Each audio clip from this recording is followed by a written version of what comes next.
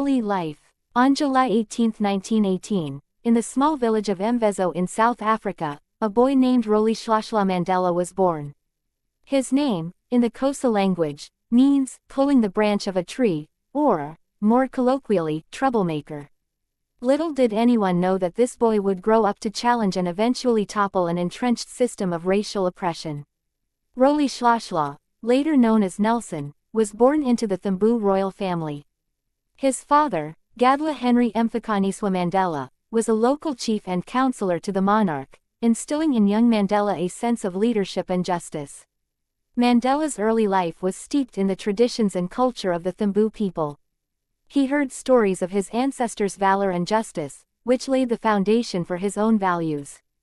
After his father's death, when Mandela was 9, he was placed under the guardianship of Chief Jungantaba Dalindaibo, the acting regent of the Thembu people. This significant change brought Mandela to Mkhekezweni, the royal residence, where he observed the regent's governance and wisdom closely.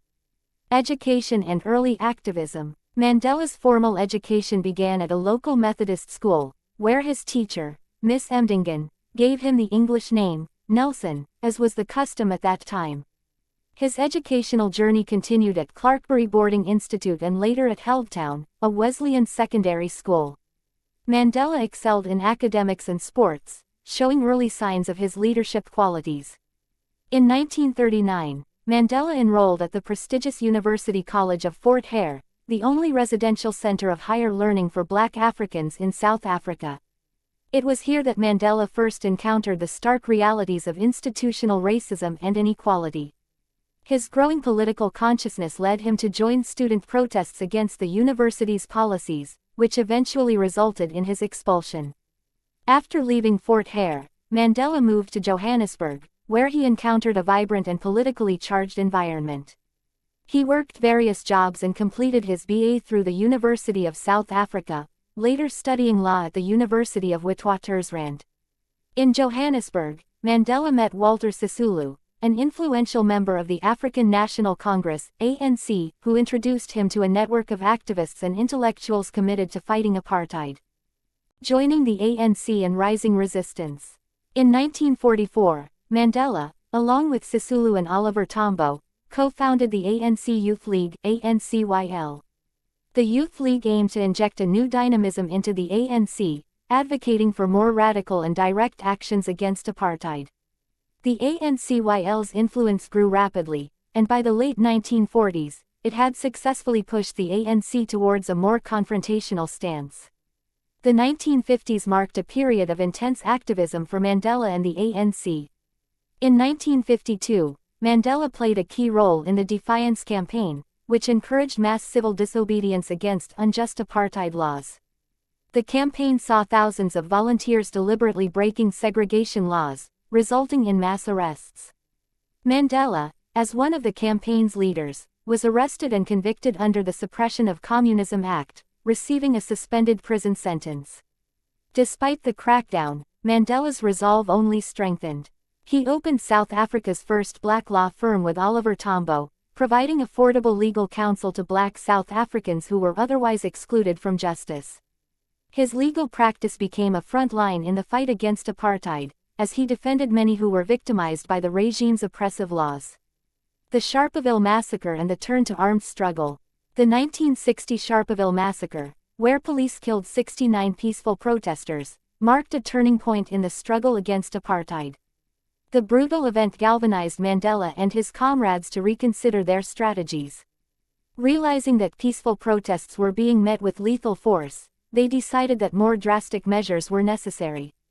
In 1961, Mandela co-founded Umkhonto we Sizwe, Spear of the Nation, the armed wing of the ANC, with the aim of conducting sabotage against government installations to avoid loss of life while making a powerful statement against apartheid. Mandela traveled across Africa and even to London to garner support and undergo military training. He knew the risks were enormous, but he was determined to fight for his people's freedom. Upon his return to South Africa, he continued to organize and lead the armed resistance, becoming known as the Black Pimpernel for his ability to evade capture.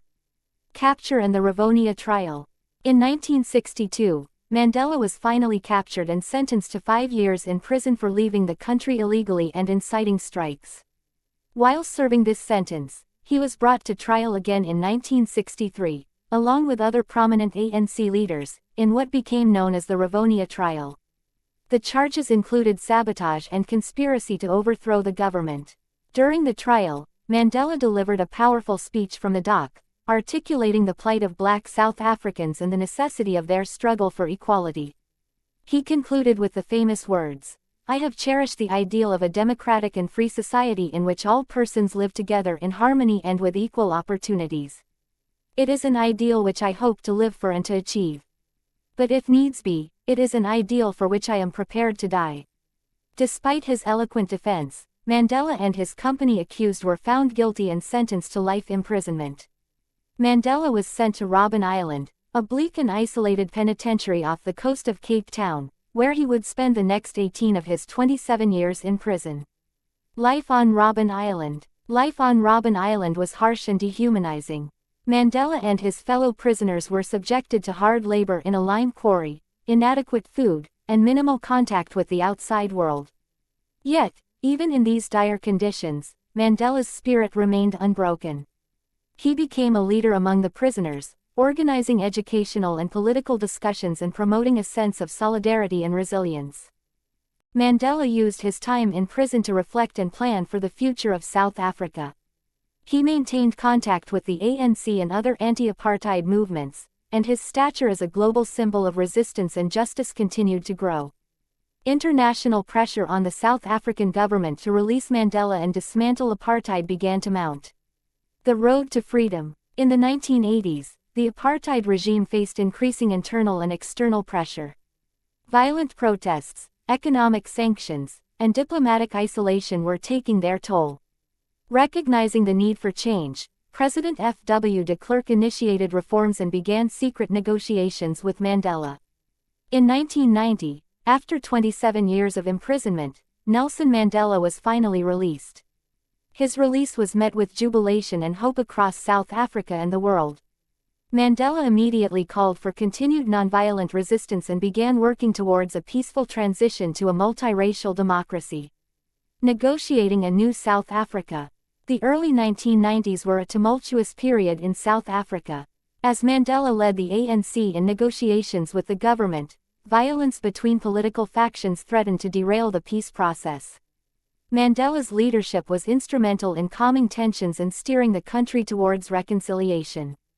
In 1993, Mandela and de Klerk were jointly awarded the Nobel Peace Prize for their efforts to dismantle apartheid and lay the groundwork for a new democratic South Africa.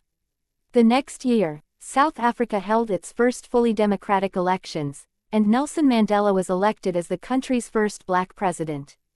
Presidency and reconciliation. As president, Mandela faced the enormous task of uniting a deeply divided nation. He championed reconciliation and forgiveness, understanding that retribution would only perpetuate the cycle of violence and hatred. One of his first acts was to establish the Truth and Reconciliation Commission, chaired by Archbishop Desmond Tutu, to address the atrocities committed during the apartheid era. This process allowed victims and perpetrators to testify and seek forgiveness, fostering a spirit of healing and closure. Mandela's government also focused on addressing the socio-economic disparities created by decades of apartheid. Initiatives in housing, education, and healthcare were launched to uplift the disadvantaged black population. Though progress was slow and challenges immense, Mandela's inclusive vision and steadfast commitment to equality set South Africa on a new path. Later years and global legacy. After serving a single term as president, Mandela stepped down in 1999, respecting democratic principles and ensuring a smooth transition of power. He continued to be active in various social causes, particularly in the fight against HIV/AIDS, which had become a significant issue in South Africa.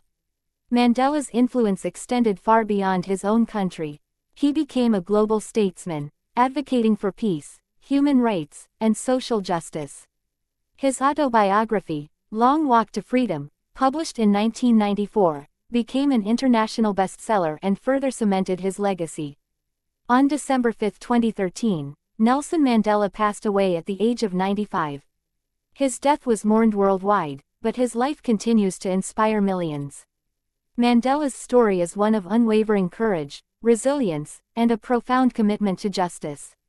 He taught the world that true leadership is not about power, but about serving others and standing up for what is right, no matter the cost.